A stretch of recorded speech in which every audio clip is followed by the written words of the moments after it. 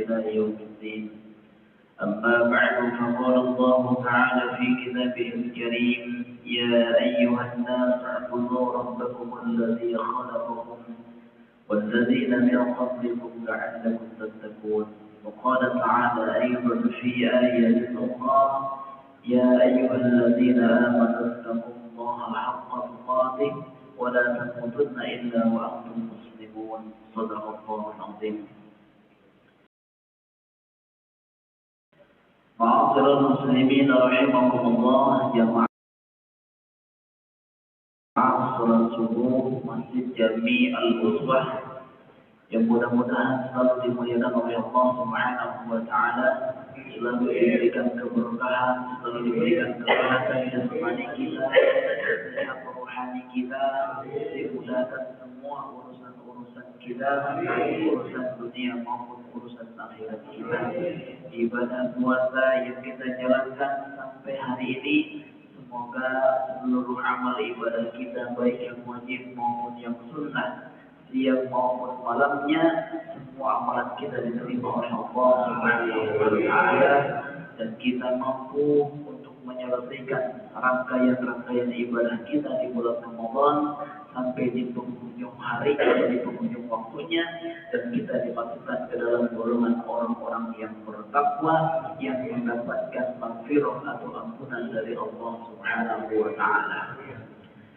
Bapak, Ibu, jamaah yang dimuliakan oleh Allah, tidak lupa kepada adik-adik remaja yang mudah-mudahan selalu diberikan kecerdasan spiritual, kecerdasan intelektualnya, dan juga kecerdasan etiknya, yang semoga generasi remaja di Masjid Jami Al-Uswah ini untuk senantiasa menjadi garda terdepan, menjadi penerus dari kepengurusan di masjid yang mulia ini. Bapak Ibu jamaah yang dimuliakan oleh Allah, materi hari ini luar biasa. Yang bikin judul siapa? Oh, bikin judul. Iya.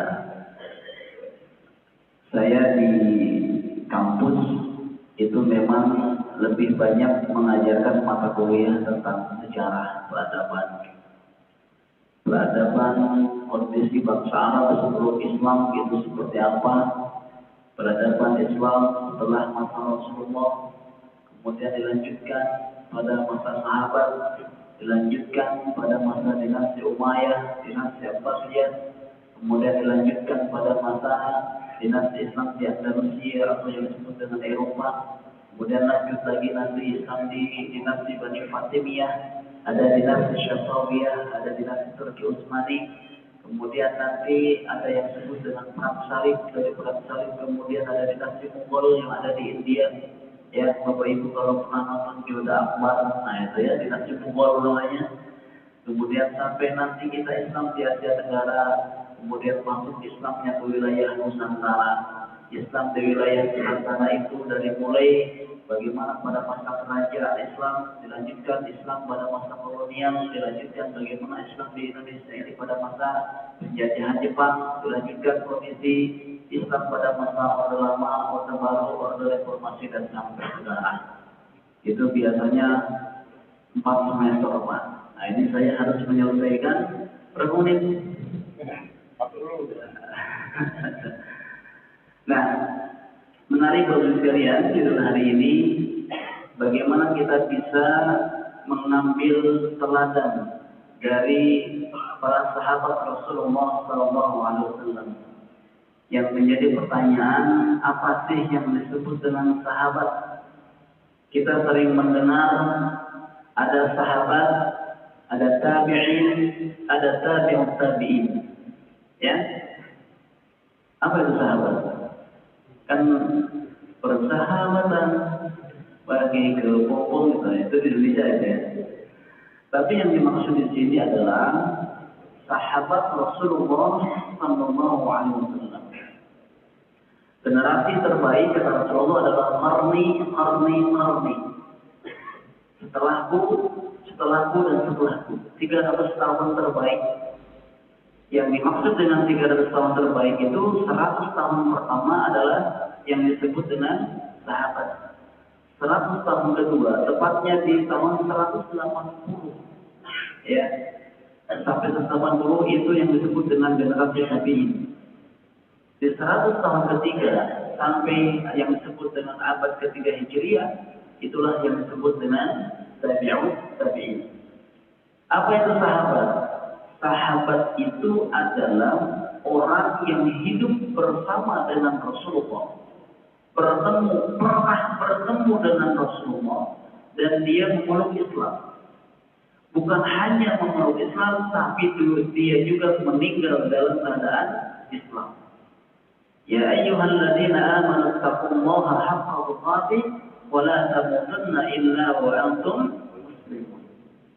Jadi itulah yang disebut dengan sahabat. Apakah ada orang yang hidup pada masa Allah tidak disebut dengan sahabat? Banyak. Abu Jahal, Abu Lahab itu hidup pada masa Rasulullah. Ya, tetapi semasa hidupnya dia adalah sebagai generasi yang sangat menyerang, sangat memusuhi Islam. Maka tidak bisa disebut dengan sahabat. Ada di antara orang yang hidup pada masa Rasulullah, dia sempat masuk Islam, tapi kemudian berakhir dengan kemurtadan. Contoh siapa? Musailamah al-Kadzdzab. Kenapa disebut al-Kadzdzab? Karena dia adalah pendusta. Di saat Rasulullah SAW diinformasikan meninggal dunia, maka beliau memproklamirkan diri menjadi nabi sebagai penerus dari Nabi Muhammad SAW. Maka tidak disebut dengan sahabat. Kenapa? Karena dia tidak mampu memelihara keislamannya, justru malah menjadi orang yang murtad. Jadi Bapak Ibu sekalian, kalau ada saat ini di negeri kita atau di negeri mana lain yang mengaku-ngaku nabi, jangan-jangan itu ada agen dari Musailamah itu. Ya. Di negeri kita itu kan luar biasa, ada ngaku nabi, tapi latar belakangnya bukan sebagai penggembala, latar belakangnya sebagai pelatih badminton. Sejak kapan pelatih badminton itu dianggap menjadi nabi? Gitu ya. Nah kemudian yang kedua, ada yang disebut dengan generasi tabi'in. Kalau sahabat mungkin saya tidak usah sebutkan siapa-siapa saja ya. Dari mulai Abu Bakar As-Siddiq, kemudian ada Umar bin Khattab, kemudian ada Utsman bin Affan, ada Ali bin Abi Thalib, ya, dan seterusnya. Banyak, ada 70 sahabat syuhada. Itu termasuk adalah sahabat-sahabat Rasulullah SAW.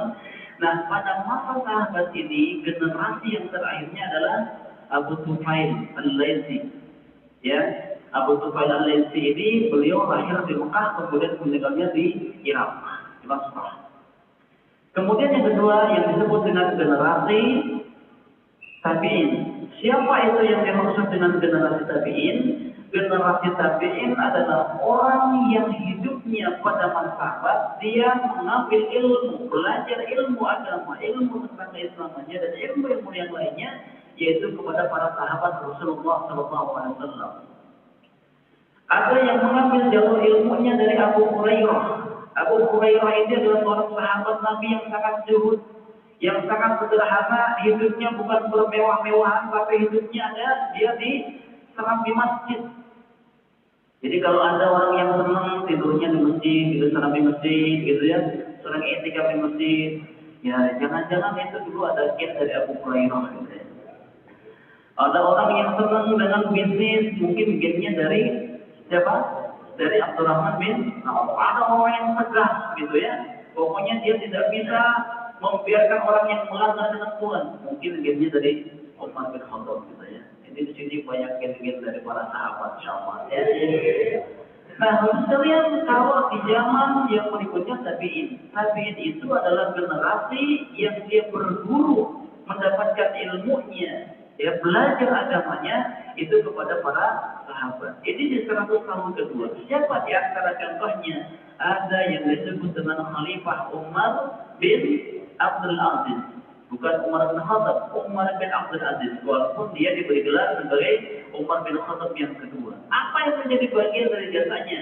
Umar bin Abdul Aziz adalah di antara generasi tabi'in yang mempelopori, memprakarsai bagaimana caranya supaya hadis dibukukan. Ketika beliau menjabat sebagai seorang khalifah, beliau mengatakan, aku takut nanti generasi setelah kita, generasi setelahku, dia tidak akan menemukan apa yang diucapkan oleh Nabi. Dia tidak akan menemukan apa yang dilakukan oleh Nabi.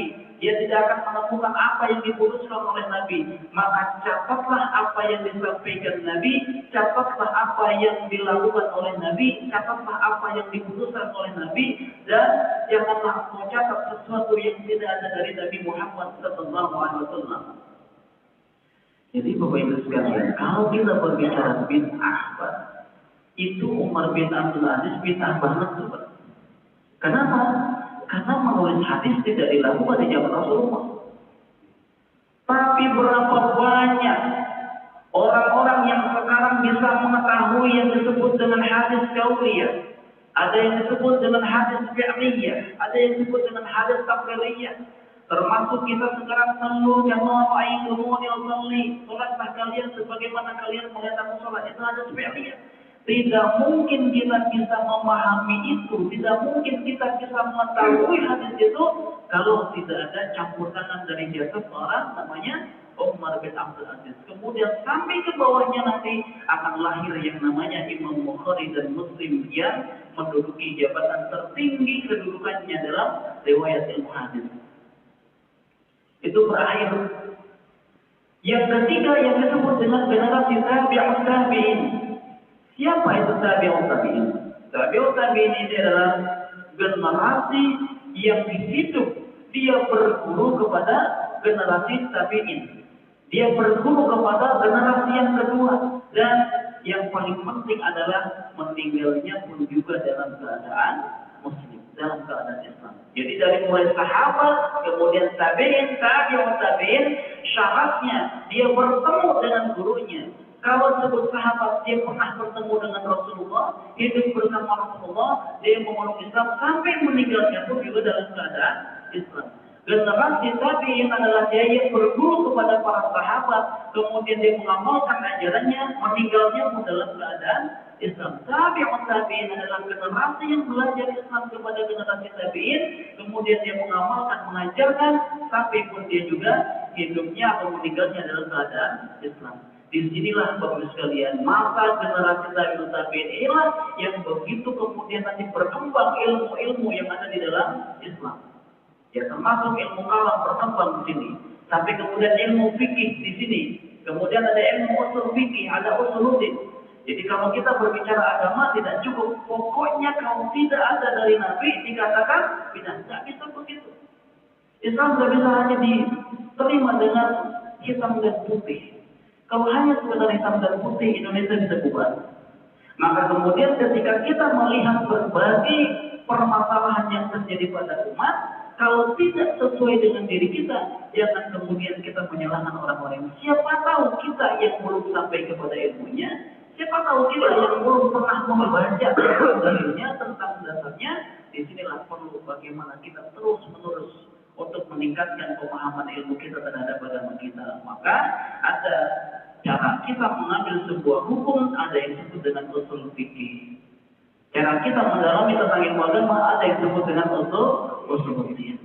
Ya, kalau kita misalkan berbeda masalah prinsip, berbeda masalah buruk cabang-cabang ilmu, sampai kiamat kurang 2 hari pun juga tidak akan pernah ada selesainya. 21, 23, 11, 23, 11 di Mekah sama Madinah sekarang 13. 13 rakaat. Itu ya, coba kalau 13 rakaat tiba-tiba di Al-Uswah kemudian dilakukan, wah ini Ustaz Daud udah nggak benar, dia sesat. Pokoknya itu yang dimuliakan oleh Allah Subhanahu wa Ta'ala. Pada masa generasi tabi'ut tabi'in inilah lahir yang disebut dengan imam 4 mazhab yang masyhur. Ada Imam Abu Hanifah, ada Imam Malik, ada Imam Syafi'i, ya ada Imam Hambali, ada Sufyan al-Thawri, ada Junaid al-Baghdadi yang hidup di Baghdad. Ya, kita tahu mereka adalah orang yang zuhud, orang yang tinggi terhadap ilmunya. Inilah pada masa generasi tabi'ut tabi'in. Pertanyaannya, kita masuk generasi apa? Salafus saleh. Yang disebut salafus saleh, sholat 5 waktunya kadang-kadang berjamaah. Ya berjamaah cuma kadang-kadang ketinggalan apa enggak gitu, masuk ke enggak gitu. Ya, kita adalah termasuk golongan mutaakhirin, insya Allah. Ya, pintu surganya belum tertutup, insya Allah. Tapi nggak usah khawatir bapak sekalian. Dulu Rasulullah pernah menyampaikan ada satu generasi yang sangat luar biasa. Itu ya, sahabat kan kepo, ya Rasul, apakah itu kami? Bukan. Terus siapa ya Rasul? Generasi itu adalah generasi yang tidak pernah hidup bersamaku. Dia belum pernah melihat wajahku. Dia belum pernah hidup bertetangga denganku. Tapi mereka generasi ini adalah generasi yang beriman kepada Allah dan beriman kepada aku. Pertanyaannya Bapak Ibu, ada nggak di antara kita yang pernah melihat Nabi Pak? Belum. Pernah bertetangga nggak sama Nabi? Pernah cium tangan nggak sama Nabi? Sampai bolak-balik cium tangannya. Mudah-mudahan kita generasi yang terbaik itu, Pak. Kenapa? Karena ujiannya sangat luar biasa. Kata Rasulullah, kalian wahai para sahabat beriman bersamaku, hidup bersamaku, ada salah sedikit langsung diluruskan. Tapi kita saat ini nggak pernah bertemu dengan Nabi, tetapi kecintaan kita tidak pernah luntur. Kayaknya kalau ketika kita bersolat, Allahumma shalli ala Nabi kita Muhammad, dekat apa enggak Pak? Dekat. Kalau pengen lebih dekat Pak, ziarah ke sana. Ziarah itu jangan dianggap bid'ah Pak. Ya, kalau ke Madinah, kemudian kita nggak sempetin ziarah Pak, mungkin saya pernah menyampaikan ya. Ada seorang penduduk Madinah yang ketika dia meninggalnya susah dikuburkan.